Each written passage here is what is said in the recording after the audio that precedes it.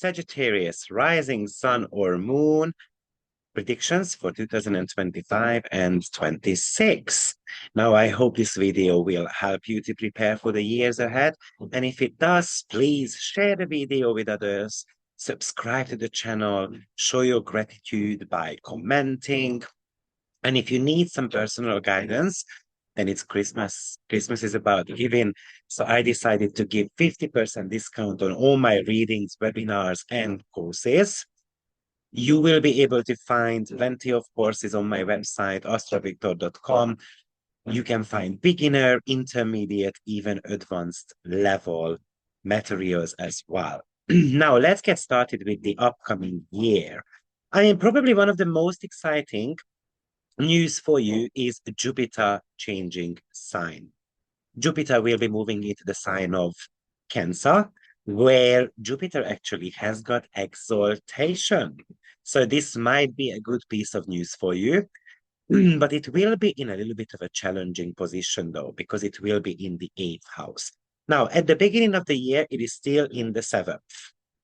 And it's important to look at what has happened in the 7th house, because you might be taking those issues or positive matters into the 8th house as well. So I'm going to give you some scenarios here. Imagine that you have made professional connections with others. Then Jupiter in the 8th house could bring you extra cash. Imagine that you have got together with someone, like on a romantic level.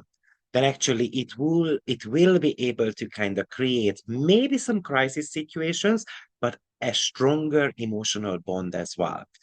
Now, if you have been single while Jupiter is transiting you through your 7th house, then probably this Jupiter might become a lot more analytical. And it's going to start kind of like trying to figure out what is the karmic reason of not being able to find someone. For example, if you have gone through a breakup or a divorce, then Jupiter in the 8th house would indicate that you are going to be actually kind of like going through an element of a change in your life. Therefore, you might be withdrawing yourself, and then you are going to be thinking about what changes I need to be able to make on in my personal life to be able to attract someone. So in that case, there would be a lot of reflection going on. It really feels like that the upcoming year for you is about spiritually coming to terms about who you are. It's about discovering your own power, and then maybe later on about sharing these with others as well. This is very highly possible that you are going to be very sensitive to any type of power struggles or jealousy in your life. Again, highly depends on what was going down in the 7th house. So if there was certain type of relationship issues that Jupiter magnified for you in the 7th house, then this could become kind of uncontrollable in the 8th house.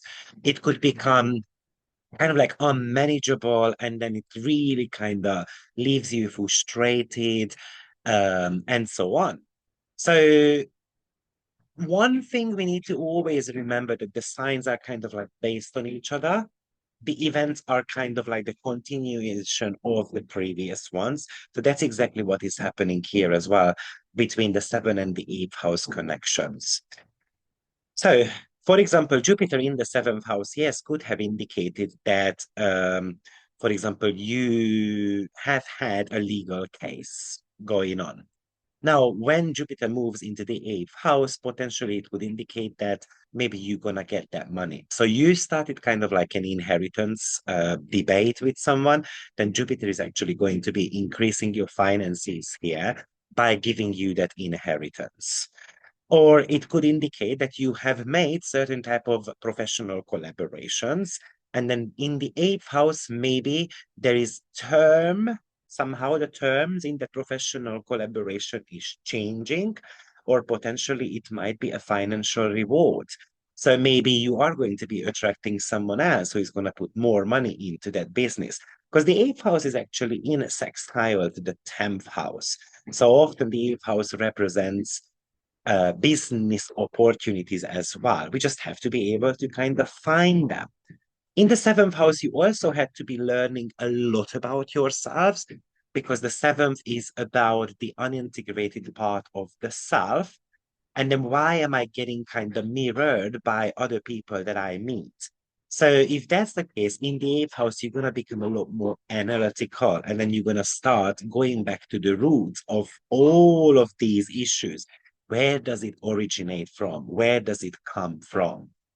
If you have been having some relationship problems, and then Jupiter in the seventh kind of like helped you to maybe shift things around, enjoy life a little bit more, being adventurous, and so forth, then it really feels like that in the eighth house, it is about making a spiritual bond with others as well. It really feels like that this is the year when you need to be establishing or solidifying certain type of connections in your life. And then when we are talking about connections, do not just think about romantic connections. It could be, as I said, business partnership, even to a certain extent, friendship and family matters as well. Now, in an existing relationship, sometimes it kind of, with Jupiter, it kind of like something happens that is giving you an element of a, I would call it as a relief, really, even though if it's a divorce or a argument, but something is kind of like freeing you up. It can feel like that I can become myself again. I can breathe again. Do not forget that Jupiter has got this ongoing square going on with Saturn as well, which was pretty present actually almost the entire 2024. And then it's going to be present also in the first 6, 7 months of 2025 as well. So while, let's say, Jupiter in the seventh house try to increase the number of contacts on your phone, in your email, your clientele, and all those type of things. But at the same time, it looks like we still ran into certain type of challenges. And maybe those challenges are about that it doesn't make me happy. It's kind of not enough. It doesn't cover my bills. I cannot pay the rent or the mortgage and all those type of stuff. So there's an element of a worry included here, but maybe you had some family struggles also, which has impacted either positively or negatively your relationships with others. And then now Jupiter is moving into your eighth house, and in a way, you are meant to be digging these issues up. So working through certain type of family problems, understanding where they came from, kind of like placing yourself in the shoe of others as well. And often it indicates that there is a traumatic experience there, which needs to become somehow your own strength. So that's the Jupiter and connection in the seventh and in the eighth house. So the first 5, 6 months of the month, it's still in the seventh, and then it's shifting into the eighth house as well.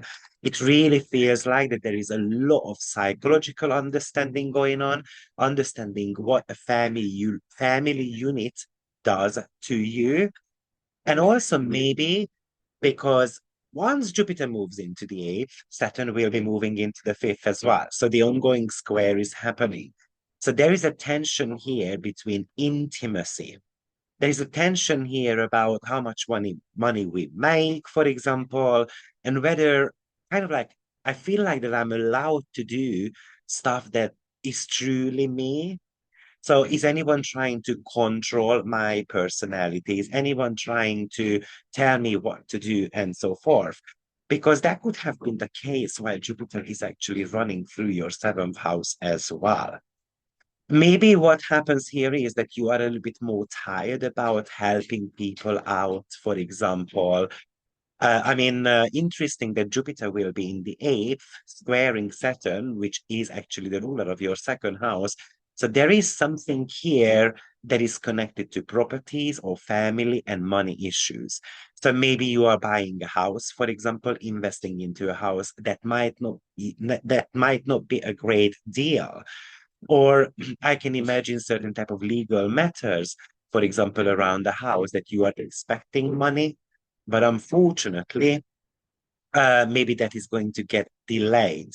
Or I even can imagine situations where You have given money to a member of a family and then they are just spending money like there is no tomorrow. And there is a kind of like a frustration coming with that because they would need to give it back to you. But definitely collaboration possibilities, kind of like joining finances, for example. Maybe you want to be applying for a loan or you want to get certain type of tax relief. Jupiter might be able to help you out there. Now, the eighth house is also the house of research. So doing research about your own family trees,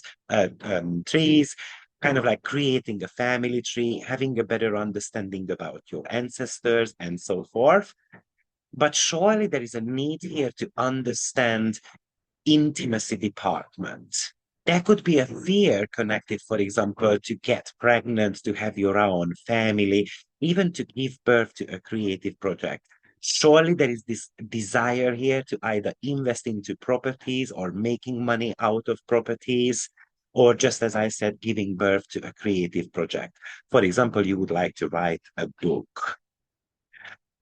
It could represent that you're going to get a bigger amount of money somehow. So inheritance, insurance related, or you get tax return, for example. Now that's a possibility. Or maybe it's, Saturn finances here. Jupiter is also kind of a financial planet in your chart. So potentially even it could indicate that you are trying to come up with certain type of financial strategies. What is going to be moving you forward? Um, and then maybe you also want to be working a little bit, thinking about your own financial blockages as well, such as why am I not able to enjoy life? Maybe I'm not seeing the meaning to life. And then you're going to have to do a bit of a research about what would make you happy. So this is one of the biggest shifts for you in 2025. But we're going to have Saturn, as I mentioned before, changing sign as well. And it's going to be back and forth between your fifth and the fourth house. So it's going to spend a little bit of a time in Aries and then it's going to go back into Pisces. And then from 2026 onwards, it's going to be in the sign of Aries continuously, alongside with Neptune. So let's cover Neptune first. I mean, for you, Neptune, this could make you highly creative. You can be yearning for kind of like new romance or you just want something that is expressing you truly who you are. So there is this inspiration here to explore, to go on holidays, to explore new romantic connections, or to even, in a way, study something that is going to be taking you a step further to your true identity. You might become a lot more spontaneous with this. You might become a lot more imaginative. So you can have loads of ideas.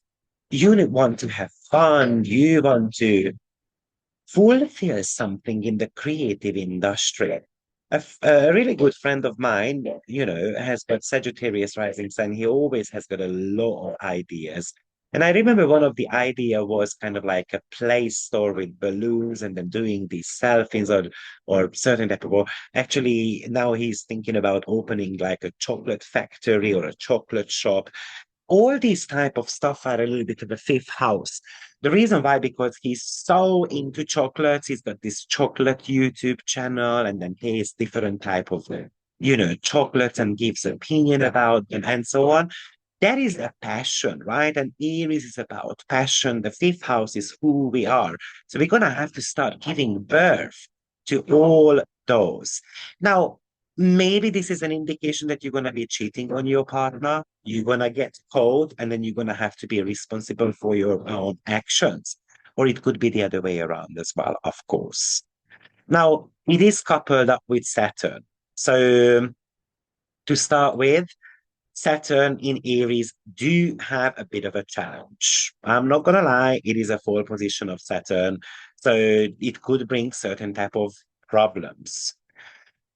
However, it can indicate a lot of goodies as well. because Saturn Neptune together is about the crystallization of something that we have dreamt about or of for a very long time. So definitely we need a focus here. Definitely we need to be able to be real about what we want to give birth to.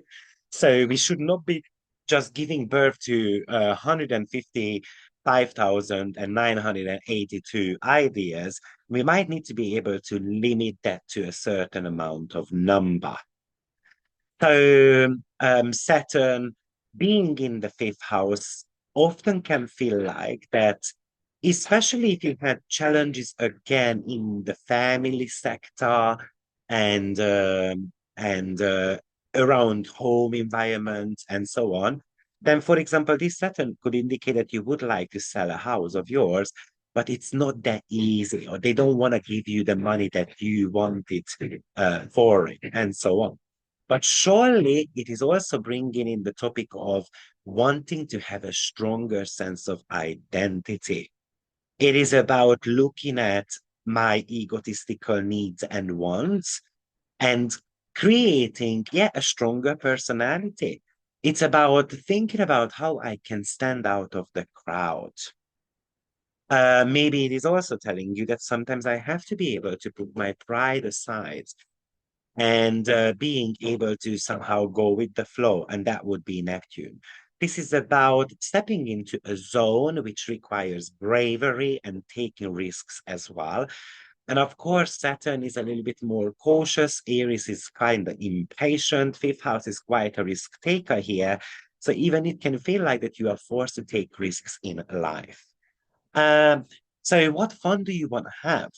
You know, have you worked enough to kind of, in a way, retire and then travel around? It's kind of like play hard, work hard type of mentality that we're gonna have to start practicing here. Um, Also, I remember when Saturn actually went through my fifth house. That was quite a while ago, but that is the time when I came to terms, for example, with my sexuality. And then I had to be reevaluating my own life from a completely new perspective. So it also indicates that, yeah, maybe we're going to have to become a little bit more serious about who we are, becoming a little bit more serious about our sexuality as well. Or maybe you will see that your libido is actually dropping slightly bit. Or maybe you just want to be expressing yourself in a more creative and practical way. Now, for example, imagine that because love is very much triggered for you in the next couple of years. So imagine that you don't get as much attention as you would like to from the partner. Then this could even indicate that, yes, we are going to be ending up cheating on someone, or we might start acting out on our own desires. And maybe we are even going to be bringing to the attention of the partner that I feel kind of neglected somehow. And obviously, when I want to get the attention, and Sagittarius, you are in a way an attention seeker because you need to be treated like a king, a queen, kind of like a celebrity type of archetype. The other one is Leo, who does that. Now you've got the Leo house and the Sagittarius rising sun getting triggered at the same time. So you want to be treated like a celebrity in a way. And then if you feel unloved, I'm going to need someone else who is going to be taking me seriously and going to be lifting my spirit up. So that's the Saturn and the Jupiter combination for you, alongside with Neptune. But one other thing is happening in your fifth house in 2025, and that's Venus going retrograde. And you might be wondering, oh yeah, Victor, great. Venus is retrograde for what? 40 days. That's not that important. But actually, the new Venus star point starts in the fifth house as well. So actually, it is really important. An entire 2025, it's going to be affecting you quite significantly. So Venus, yeah, maybe an old flame is coming back into your life. Maybe there is a need here to reassess your own relationship department. Maybe you're gonna start thinking, okay, is it something I want to carry on, continue, or not necessarily. Maybe you have got this very strong desire to get pregnant, for example, to start a new hobby, or even to start certain type of sport activities as well. That's another one. Fifth house is sport. And then having Neptune there, which on one hand is the planet that represents sickness. So I would say that you might want to be working out a little bit to boost your immune system. Now, Venus is kind of dipping back and forth between Pisces and Aries. So, for example, imagine that um, you're gonna get pregnant. And then once it dips back into the sign of Pisces, we might start doubting ourselves. Or maybe you have got this creative project going on and then it kind of slows down because of family matters or certain type of ideas that are actually coming back from the past. And again, there is an element of confusion which one to kind of go with. But also Venus represents money as well. So imagine situations that it looks like you have sold your house and then they kind of walk away in the very last minute from the contractual agreement. And maybe this could also indicate that you kind of feel pressurized to create something, to renew something. Yeah, old lovers could be popping back into your life as well. It could indicate that you are going to be actually starting a new relationship. I wouldn't necessarily say that during Venus retrograde we should not kind of do that. So definitely not. But often the fifth house indicates that it's kind of like a puppy love, not being 100% sure whether it's going to be serious, people are going to get, determined in this relationship. Neptune being there could show kind of I'm getting cheated on, misled, and so forth. And Saturn is, of course, the planet of commitment. So we would like them to be committed to us. Also, the fifth house is pleasure and indulgence. So some of you might need to be actually watching out for how much chocolate and cakes we eat, because there could be this increased desire to have more and more of those. Okay, especially if you had issues with sweets and diabetes and cakes and all this type of stuff before. Also, this could indicate that maybe you're going to have to be able to have a healthier connection with family members as well as with your inner child, especially if the inner child was not looked after.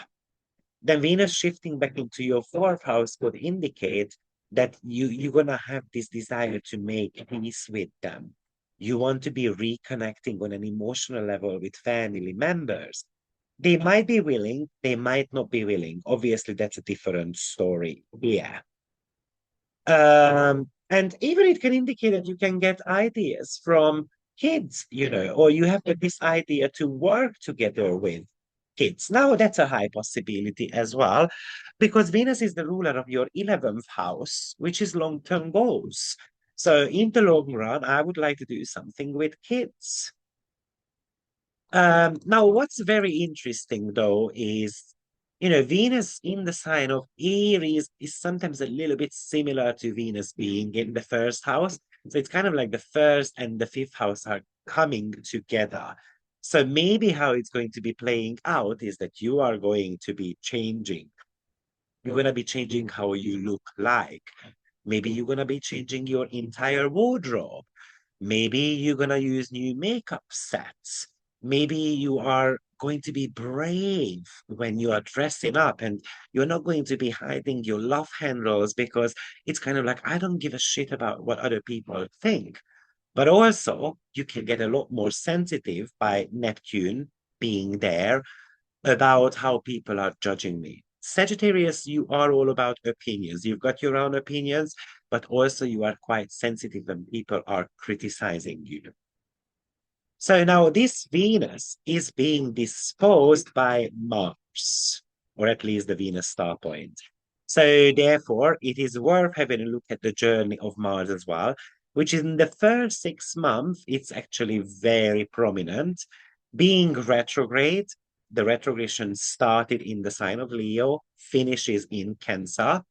but it's going to be having an ongoing opposition to Pluto, which we're gonna feel for about 6 months. So Sagittarius, this is happening in the sign of Leo, which is for you the ninth house. So when it comes to it starts in the ninth house and then it's going to go back into the eighth house. So maybe there is somehow you feel restricted. For example, in the country that you live in, there is that you want to break away from political situations, for example, and therefore you might be considering relocating. You might be considering to study something new, maybe to study a new language, and then you can move forward with your life at one point. But this is retrograde, and it's going to go back into the eighth house. So you might be having, for example, some family considerations with Mars being in the sign of Cancer. Oh, I cannot move because I don't know, my mom and dad are still here and they are reluctant to make that move. And I don't want to be going without them. So surely there is this desire building up to study, to travel, to be somewhere else. But at the same time, you might feel somehow stuck too. Maybe you have got this desire to speak your own truth, to find meaning in life, to even kind of like creating better connections with others as well. Because the ninth house is about sharing your opinions, right? And yeah, definitely we're gonna have to be kind of like having a relook at whether we expressing our opinions too much or how sensitive we are when someone kind of doesn't agree with our opinion, because it's the sign of Leo, and often that is coming with pride. Right, so someone is hurting my pride, and I'm kind of not happy about that. But also Mars shows what we are passionate about. So what can you be passionate about while it is in the ninth, ninth house? You can become very passionate about spiritual studies. You can get very passionate about religious matters as well. Or you can even have confrontations with spiritual teachers or with people from different cultural backgrounds. Maybe you are unable to kind of tolerate others easily. Also, you can be running into some visa matters, or imagine Mars as being the battlefield. So wherever it is, there's always a little bit of a battle to fight. So I'm fighting with foreigners. I'm fighting with, a language barrier, for example, and so forth. But it can give you a lot of opportunities to reevaluate your belief system, to revisit some of the things that you have studied already, because you see fantasy behind it, or you see, for example, that later on this could be something that gives me money. So, for example, you studied astrology 5 years ago, you kind of parked it, and then now you pull that out of your toolkit, and then you're going to revisit all the methods that you enjoyed there quite a lot. Maybe with Mars, which is also sport activities. I mean, you can become interested in horse riding, for example, but it can even just indicate that you are going to end up doing some sports in a foreign country or with foreigners as well, for example. Again, the ninth house is a little bit connected to bravery as well, though. So it looks like that the upcoming 1 year for you is all about strength. We need a lot of mental strength. We need a lot of physical strength. Now, as I mentioned before, this Mars, and by the way, when you're looking at Mars, which is the ruler of your sixth house, but also, sorry, I made a mistake here. Mars is the ruler of your fifth house, not your sixth house.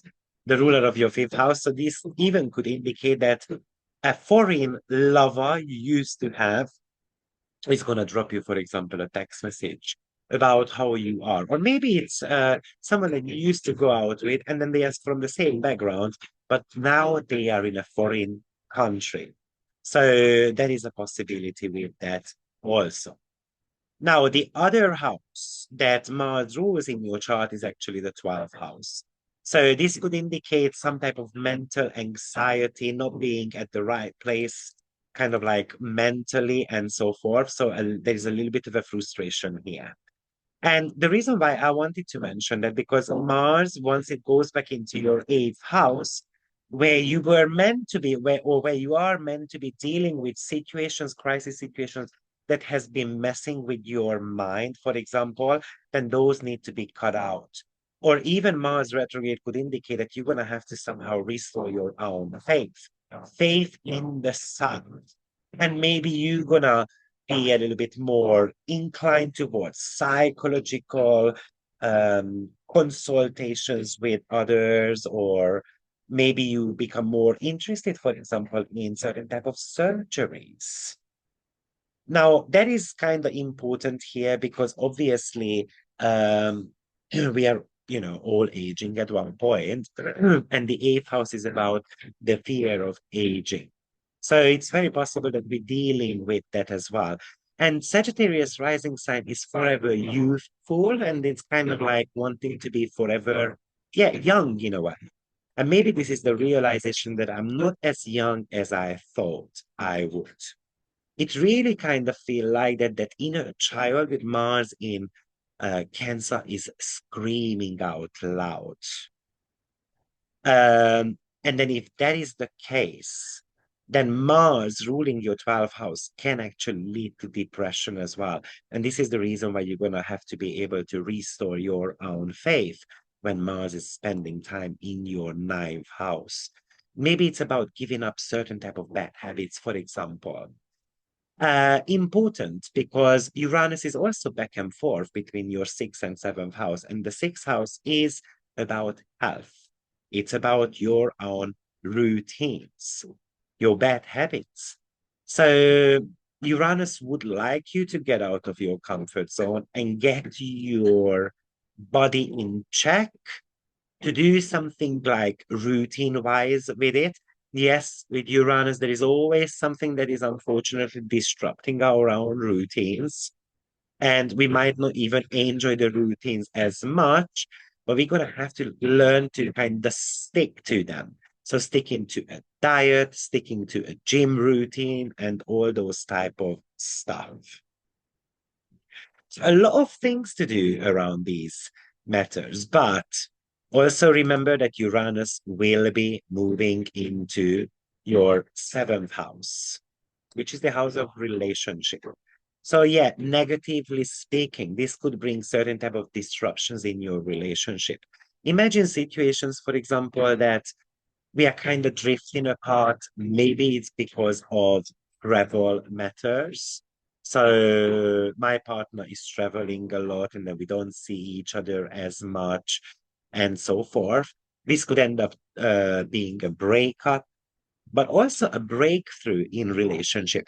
This Uranus is definitely a reminder that we need to be bringing excitement into this relationship. I mean, again, what type of relationship are we talking about? Are we talking about the business partnership that is about to kind of be finalized or even end? But also, Uranus represents criminalities. So we can get in trouble with law as well. So we can be taken to court. We can be, yes, sued for something and so on. And yeah, having an affair with Saturn and Neptune, Venus retrograde in the fifth, now Uranus in the seventh, that actually could destroy the relationship.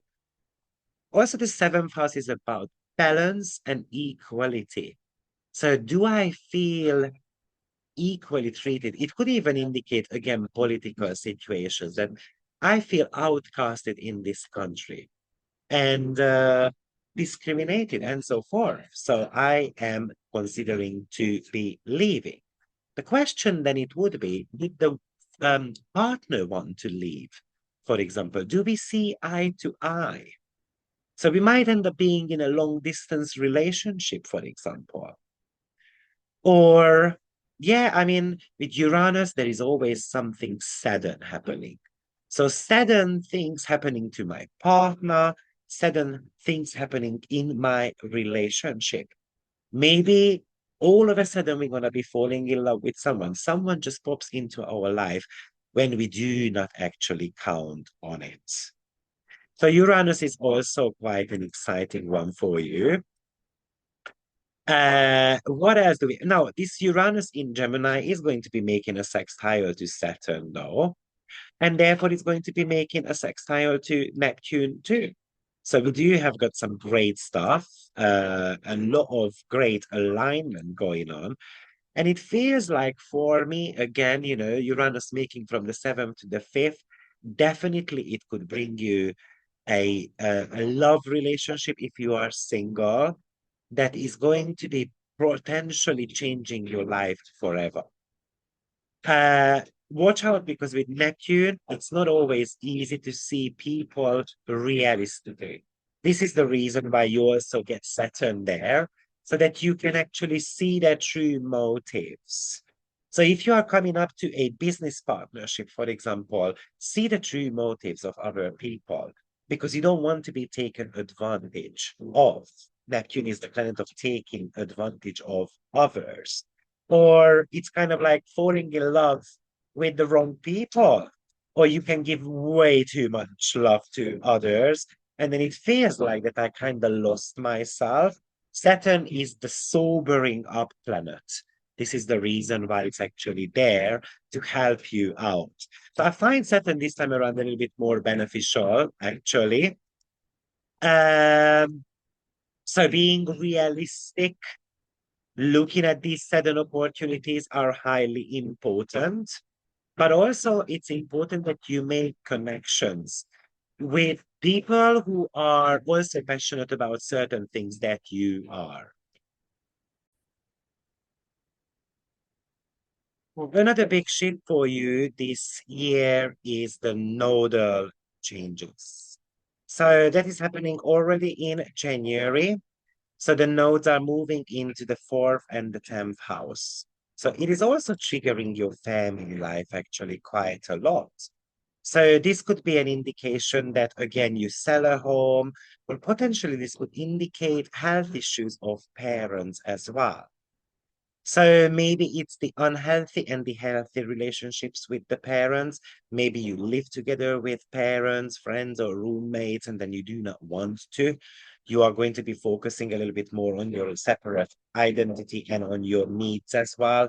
But even it could indicate that you want to make improvements in your own household, or simply you are working on life and work balance, or you are working on safety and security. Now that's a possibility also.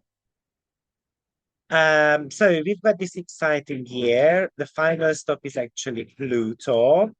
Even though I think I don't want to talk about Pluto much because I think you have heard about it quite a lot, but Pluto is in your third house, the house of mind, communication, thinking, learning, PR, marketing, your ideas, and so forth. So it looks like that maybe you initiated something in 2020, 21, you had an idea, but you might not have been able to kind of like give shape and form to it, potentially because of COVID, right?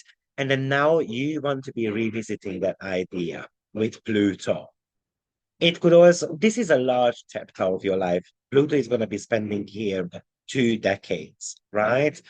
So it's going to be continuously about how your ideas are changing, how you are transitioning from one idea to another.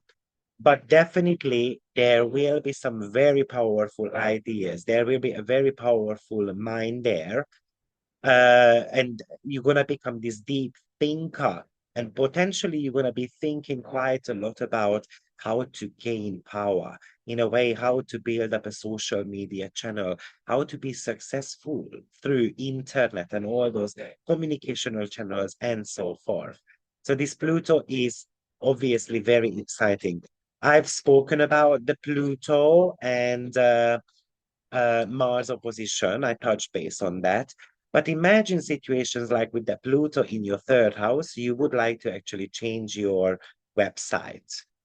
And Mars, it's running into Mars opposition. So maybe it comes with delays. Your website is not ready on time, for example.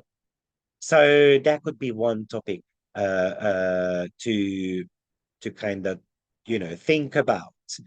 But also, the third house is your environment. So it can feel like that the kind of like the neighborhood I live has changed quite a lot, or the people I'm surrounded by are changing.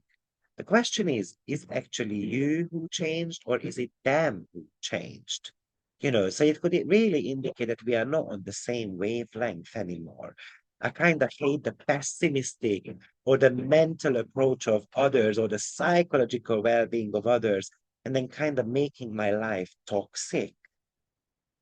Now, the third house is the planetary joy of the moon. So it's a lot to do with how we express our emotions.